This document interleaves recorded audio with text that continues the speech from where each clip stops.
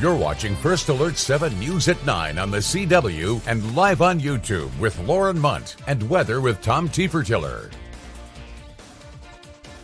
It's appropriate for this council to make that move. I think it should be done in the first session for the new council. That ought to be their decision, not ours. It'll be a totally new council, and they may see it differently. To that motion, to instruct the interim city manager, if we vote on Agape, to pay Mr. Beckmeyer with his contract by 9 o'clock a.m. in the morning. Thanks for joining us for First Alert 7 News on the CW, and thanks to those of you joining us live on YouTube. I'm Lauren Munt, and you just heard from last night's City Council meeting, where Odessa City Manager John Beckmeyer resigned, effective immediately. We're continuing to follow this developing story tonight. Last night, Councilwoman Denise Swanner demanded Beckmeyer be paid out for the remainder of his 3-year contract. That was around $700,000 by 9 a.m. this morning. Now, that did not happen. In fact, this morning, a judge signed a temporary restraining order to put a stop to that payout. You'll remember back in October, the Odessa American reported that Beckmeyer and the city had signed a contract that would see the city paying out up to 3 years worth of work to Beckmeyer, whether he resigned or whether or not he was fired. The Odessa American reports that contract was signed in April and that some of the council members during that time said they didn't even realize a clause like that had been included in the contract, with some calling it unprecedented. The contracts, which quickly became known to the public as the, quote, golden parachute, were controversial in this year's local election cycle. Tonight, within the last hour, the Odessa American is reporting that City Attorney Dan Jones told Deputy City Attorney Gabi Purnell to ignore their instructions because Councilmember Denise Swanner, who made the motion that night, only used the word contract when discussing his and Aguilar's contracts, not Beckmeyer's, meaning Beckmeyer and Mayor Javier Hoven executed an invalid contract. First Alert 7 had a sit-down interview with Mayor-elect of Odessa, Cal Hendrick, this morning to discuss what he believes the next steps are for the city. Every fiber of my being said that is inappropriate. It's not right. It was a lame duck council. They didn't really have they should not have had the authority to do that. And, so I took what I thought was appropriate action to do what's in the best interest of the city. Okay. Hendrick says that the temporary restraining order will last for 14 days, and a hearing is set for November 27th. The city released a statement at about noon saying that Agapito Bernal will serve as the interim city manager. But at 3:50, the city said Bernal did not accept the appointment of interim city manager. Now, according to the city attorney, Bernal is currently under investigation by an outside law firm for possible, quote, wrongdoing. The city says he'll keep his current job as deputy city manager and says that the city will, quote, operate as normal. Now we're going to take an in-depth look at an investigation in New Mexico after 10 to 20 human skulls were found along a street in Lee County. The remains were discovered after a local offered a ride to a man named Cecil Villanueva. While driving the resident, he noticed Villanueva tossing the human bones out of the car. Now Villanueva claims that the previous resident of the property had purchased the skulls online and that they're not real human remains. We know that he does not have the funds to purchase skulls, but it is our understanding that this house was owned by a different individual that may have purchased those previously, and then that this gentleman moved in. All remains have been sent to an anthropologist in Albuquerque for further analysis and identification, where experts will reconstruct the skulls, a process that's expected to be part of a lengthy investigation. In Gardendale, a boil water notice was lifted today. The notice originally went into place on a Sunday after a water line break near the pump station. Gardendale officials say it's not necessary to boil water anymore and it's safe for consumption. We're going to take a pause now and talk your weather forecast with Chief Meteorologist Tom Tiefertiller. Tom? Yes, we have been looking at a great day out there across the area with very nice conditions. High temperatures today, well, they were into the upper 60s to low 70s out there as we saw a very comfortable day across the area, and it looks like we'll see temperatures just a little bit warmer coming up tomorrow. Here's a look at Andrews right now where things are quiet. Flag's not moving around too much as there's not a lot of wind and it's a little chilly out there. Make sure you have a jacket ready to go because we're seeing temperatures already dipping down into the lower 50s, right at 50 in Andrews at the present time. And the winds calm for the most part and out of the east and northeast for the most part, so not too much wind in the forecast overnight tonight. Just some chilly temperatures dropping down into the lower 40s to near 40. Upper 30s across the mountain areas into the northwest Permian Basin and southeast New Mexico, so it does look like we're going to have a quiet, chilly start to your Thursday, and then we'll be looking at things a little warmer. Talk about that and changes for the weekend here in a couple of minutes. Thank you, Tom. We're talking health headlines now. Odessa Regional Medical Center Hospital has launched a live streaming video system in the NICU so parents can see their child while they're receiving care away from their parents. Parents can gain access to their children from the app to see how their child is doing in the hospital. The hospital can give parents updates and moments of their baby within the app. And it helps ease parents' stress while their newborn is taken care of. The stress is lower, decreased, and maybe anxiety and depression is decreased, that they're able to produce breast milk even easier because stress and anxiety does stop their breast milk. The new video system is called Angel Eyes, and through it, parents can get updates, photos, and videos of their newborn 24/7. And it's National Nurse Practitioners Week, so healthcare providers are being celebrated across the nation and here in West Texas. Many nurses are regarded as heroes for their work, especially during the COVID-19 pandemic. Nurse practitioners have been providing primary, acute, and specialty healthcare to millions of patients for more than half a century. There's like 45,000 nurse practitioners in the state of Texas and like 385,000 nationwide, and it's growing over the next 10 years by like 45%. So it's a profession that's continually growing. One purpose of having a National Nurse Practitioners Week is to remind lawmakers of the important job that they have to remove outdated barriers for nurse practitioners and allow them to practice to the full extent of their experience and education. UTPB's Social Work Club, is hosting a fundraiser to buy teddy bears for UTPB's Police and Odessa Fire Rescue in order to give to children in crisis situations. They'll be taking donations until November 22nd. And to donate, visit utpb.edu/give. Be sure to specify that the money is for the Social Work Fund. This club will also be hosting a fundraising event on Wednesday, November 20th in front of the university's Student Activity Center from 11 to 6 p.m. They'll be selling snacks with supplies donated by Tropical Stop. All proceeds will go towards their teddy bear goal. And mark your calendar because the entertainment lineup has been announced for the 2025 Sandhills Stock Show and Rodeo. People will be able to see 2 concerts featuring 4 different artists. Music stars Rick Trevino, Donice Moraes, Josh Ward, and Brooklyn Finn will be taking the stage. There will also be 6 different rodeo performances. The stock show is set for January 1st through the 11th, and tickets go on sale this Friday. Looking in the community now, today Women That Power the Basin came together for a forum to talk about the challenges that women in business face right here in West Texas. The event was hosted by the Permian Basin Association of Direction Drilling, all with the goal of giving these women the recognition that they deserve.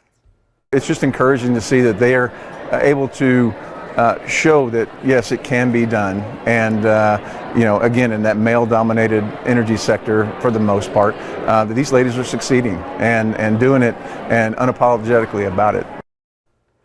Elphick hopes that holding events like this more often will encourage the women in the Permian Basin to never give up. And as of last week, the Texas-based fried chicken chain Golden Chick has officially expanded to a Walmart near you. Literally. The new location is at the Walmart off I-20 near Frontage Road near Midland Freshman High School. This is the first time that Golden Chick has opened a restaurant inside of a Walmart, which creates unique opportunities to interact with guests. It was really more of an opportunity to be able to provide our products to more people who maybe not have experienced it. And it gives us some great exposure, and we feel we're a very good fit for the Walmart customer. Anderson owns a total of 5 Golden Chicks across the Midland Odessa area and plans on adding more across West Texas. And a West Texan is laughing her way to Vegas to perform stand-up comedy at Jimmy Kimmel's Comedy Club. This is all part of a pop-up comedy fest, and Adrian Green is one of 40 comedians who've been asked to perform in the 2-minute time slot. One day I'm going to come back and I'm going to get to perform in Las Vegas, and I'm going to be so excited to do it. And I was just envisioning like doing open mics, so to be able to do the Jimmy Kimmel's Comedy Club is just amazing. It makes my heart so happy. You can learn more about Green, including what she does when she's not making people laugh, during a special report that'll be tonight on First Alert 7 News at 10. Coming up, it was signing day here in the Permian Basin. We're going to hear from some local athletes who have agreed to play at the next level right after this break.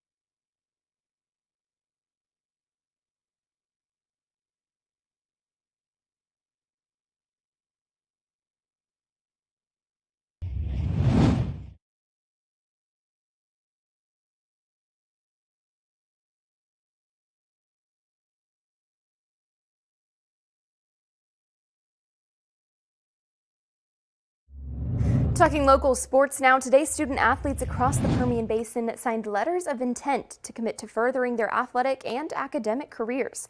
We're going to start in Monahans. Lady Lobo track and field star Valerie Hunt is going Division I. She competes in shot put, discus throw, and pole vault, and she owns several records. She's keeping her talents close to home, signing with the Texas Tech Red Raiders. I don't know. I like everything about Tech. Probably the coaches. They're great and have great families. And I've just seen in the past what they have been doing, and I just thought it would be a good fit for me if I can get to that point. So here I do shot, disc, and pole vault, but at Tech I'll just do shot and disc. Now Valerie still has dreams with her current team that she plans to complete, but she's excited about getting up to Lubbock and being a Red Raider. Over in the Tall City, Midland Christian's Alyssa Foisey signed with Oklahoma Panhandle State for softball. Aubrey Lundberg signed with West Texas A&M for volleyball, and teammate Camden Sears signed with Lubbock Christian University. All three of these signees are excited about what lies ahead for their future colleges and explained why they chose them. It feels awesome, and I don't know, I just feel like I've worked so hard for this and the day has finally come, and I'm just really excited. West Texas A&M is a great program. They are ranked right now 6th in the nation for D2, and they've been to the national championship the past 2 years. It's a really beautiful campus. I know it's in West Texas, but it's close to home, and it doesn't feel like I'm in West Texas. That's been the best experience of all this. I'm getting to go with 6 other girls that I know in this conference, and we're just gonna go compete, and I love these girls more than anything, so it's special to get to do it alongside them. You know, I would just say this school in general, I knew it's where I wanted to be, and I kind of pushed aside, honestly, every other school, and this is exactly where I wanted to be, so when they showed interest, I knew it was the place for me. When Coach Walker had reached out to me, I decided to go take a visit there, and as soon as I visited there, I knew that's where I wanted to be. I loved the people there and the atmosphere it had, of just support and welcoming, and I knew that's where I wanted to go. First Alert 7 sports anchor Jensen Young will cover more local sports tonight at 10, so be sure to tune in. Well, we did see that cold front roll through this morning, made for a nice day across the area. And we're going to see some changes. We'll talk about those up next.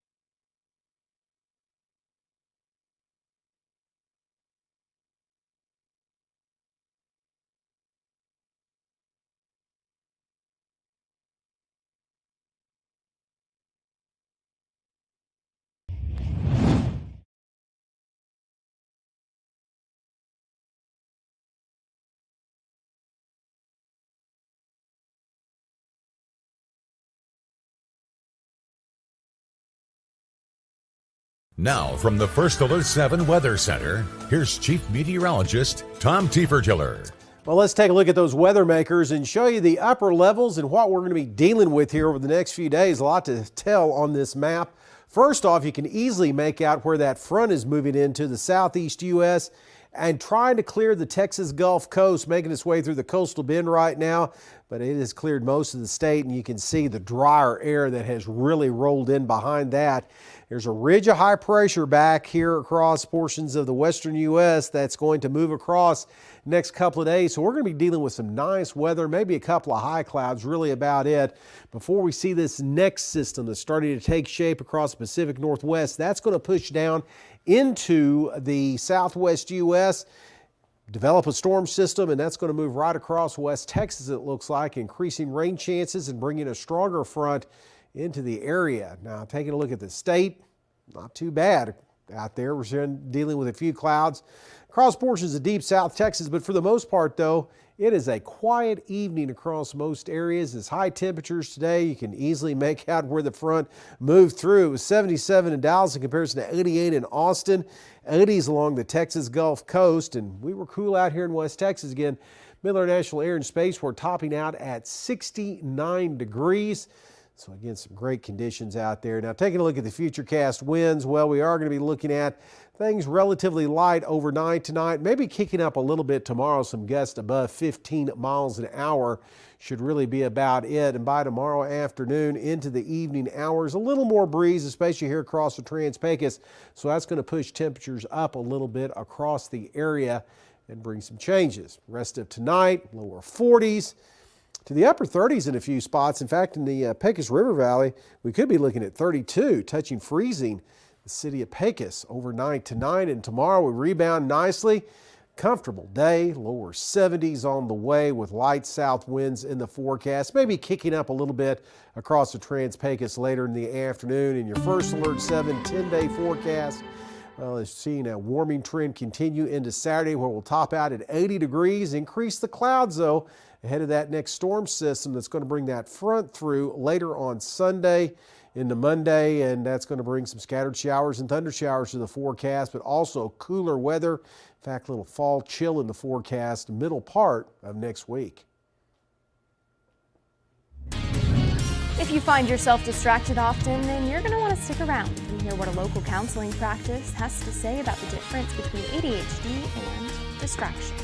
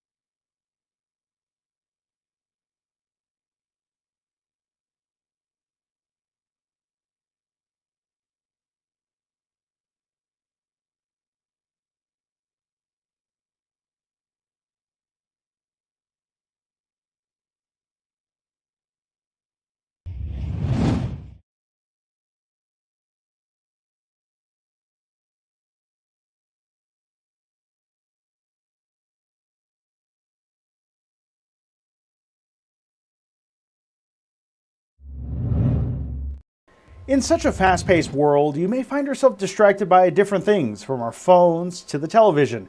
But how can we tell the difference between normal distraction and ADHD? Well, here to talk more about that is the CEO of Centers for Children and Families, Christy Edwards. Christy, thanks for joining us.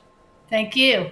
And so, Christy, why is ADHD often undiagnosed in adults? All right, so only approximately 4% of adults in the U.S. have enough symptoms to qualify for ADHD, but only 1 in 10 of those is diagnosed and treated. One reason for the lack of diagnoses in adults is that when people think of ADHD, they often imagine a boy who can't sit still and is disruptive in class. These are stereotypical symptoms. They're present in just 5% of the adult cases. Instead, the symptoms that we have are forgetfulness, trouble focusing, organization problems, procrastination, what experts call inattentive ADHD as opposed to the hyperactive.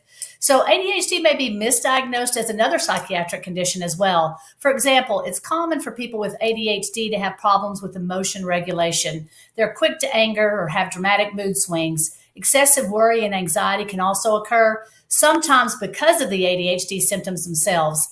So as a result, many adults may have been diagnosed with depression or anxiety when the root problem probably is actually ADHD. And so, Christy, how do you diagnose adult ADHD?